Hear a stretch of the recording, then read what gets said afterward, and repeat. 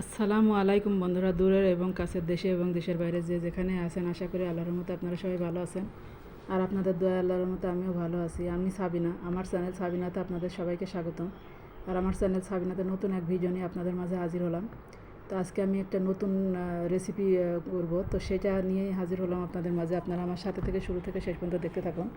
প্রথমে আমি আটাটা লবণ দিয়ে তেল দিয়ে মাখাই নিছি, তারপরে পানি দিয়ে ছেনে নিচ্ছি।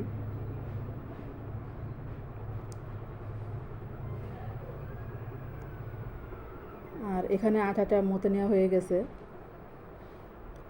আর আমি যে পুরটাই করব, সে পুরের জন্য এখানে টমেটো, পেঁয়াজ আর রসুন, আদা, কাঁচামরিচ কেটে নিয়েছি। আর এখানে মুরগির মাংসটা কুচি কুচি করে করে নিয়েছি, ছাড়িয়ে নিয়েছি সিদ্ধ করে বলতে রান্না করে।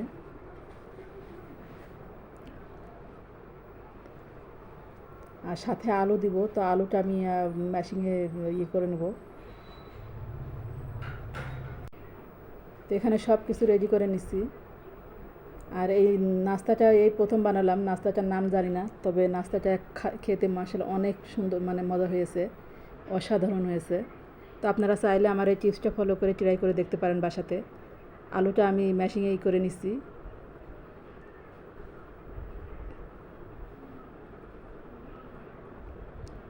আর আমি আটাটা করে হচ্ছে ডো করে নিব।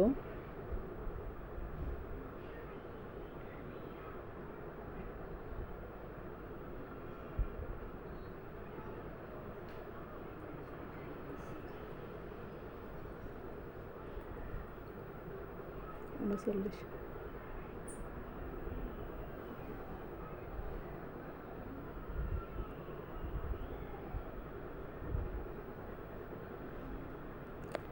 আমার ভিডিও দেখে যদি আপনাদের ভালো লাগে, তাহলে আমার চ্যানেলটাকে সাবস্ক্রাইব করবেন, কমেন্ট করবেন এবং লাইক করবেন। আর পাশে থাকা বেল আইকনটা প্রেস করে দিবেন, যেন নোটিফিকেশনটা সবার আগে পেয়ে যান।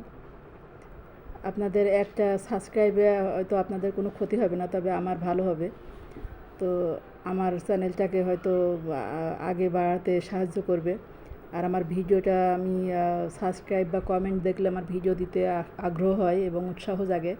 তো আপনাদেরকে বলবো, প্লিজ আপনাদের একটা সাবস্ক্রাইব আমার লাইফটা বদলে দিতে পারে। তো আপনাদের একটা সাবস্ক্রাইবে হয়তো আপনাদের কোনো ক্ষতি হবে না, কিন্তু আমার জীবনে হয়তো একটু লাভ হতে পারে। তো সেজন্যই বলবো আমার চ্যানেলটাকে আপনারা সাবস্ক্রাইব করবেন। আর যদি আমার রান্নাগুলো ভালো লাগে, তাহলে আপনারা কমেন্ট করবেন আর বেশি বেশি শেয়ার করে দিবেন।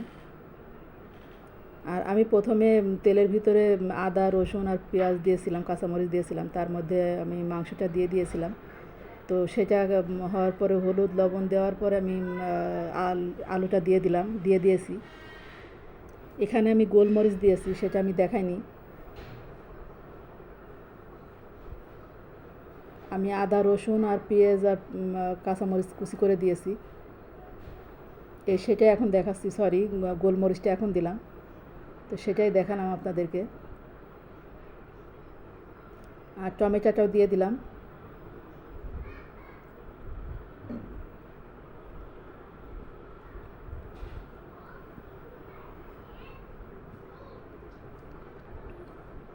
আর এখানে সয়া সস দেওয়া হচ্ছে। আর এই পুরগুলার ভিতরে ধনেপাতা দিলে ভালো হয়, কিন্তু আমার কাছে অ্যাভেলেবল ছিল না, সেজন্য আমি দিতে পারি নাই। আর এখানে আমি টমেটো সস দিয়ে দিলাম।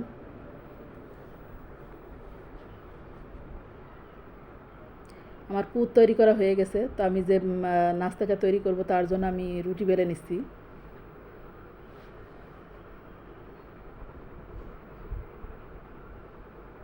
আর এই নাস্তাটা আপনারা বাচ্চাদের টিফিনেও দিতে পারেন।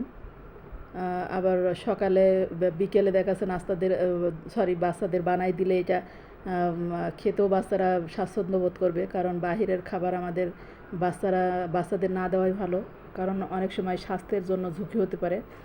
তো বাসায় এগুলো বানিয়ে আপনাদের বাচ্চাদের বিকেলের নাস্তা দিতে পারেন, চায়ের সাথে আপনারা নিজেরাও খেতে পারেন। নাস্তাটা মাশাআল্লাহ অনেক মজা খেতে। তো আমি রুটিগুলো সেঁকে নিয়েছি, আর সেঁকে নেওয়ার পরে আমি এখানে পুরগুলা দিয়ে দিচ্ছি।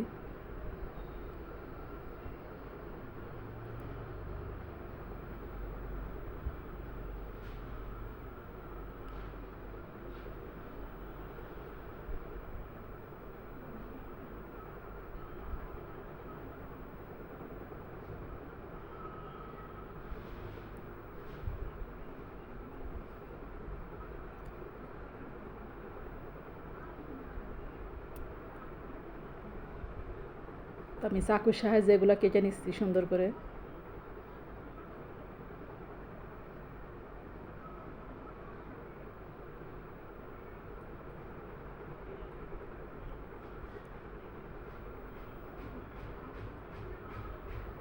আমি কেটে নিয়ে এবার একে একে ভেজে নিব।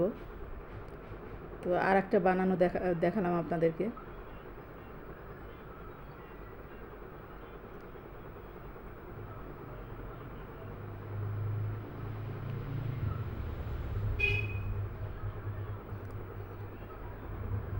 আর এখানে ভাজা হচ্ছে। তো আমি ভিডিও বেশি বড় করব না, আমি এমনিতেই বড় হয়ে গেছে আমার ভিডিওগুলো। অলরেডি 4 মিনিট 5 মিনিট হয়, তো 6 মিনিট হয়ে গেছে, 6.5 মিনিট হয়ে গেছে। তো আগামীকাল দেখা হবে নতুন এক ভিডিও নিয়ে। আপনারা ভালো থাকবেন, সুস্থ থাকবেন, আর আমার জন্য বেশি বেশি দোয়া করবেন। আর আমার এই টিপসগুলো ফলো করে বাসায় আপনারা ট্রাই করে দেখবেন। তো খেতেও মাশাআল্লাহ অনেক মজা হয়েছে। তো ভালো থাকবেন, সুস্থ থাকবেন। আল্লাহ হাফেজ। আসসালামু আলাইকুম।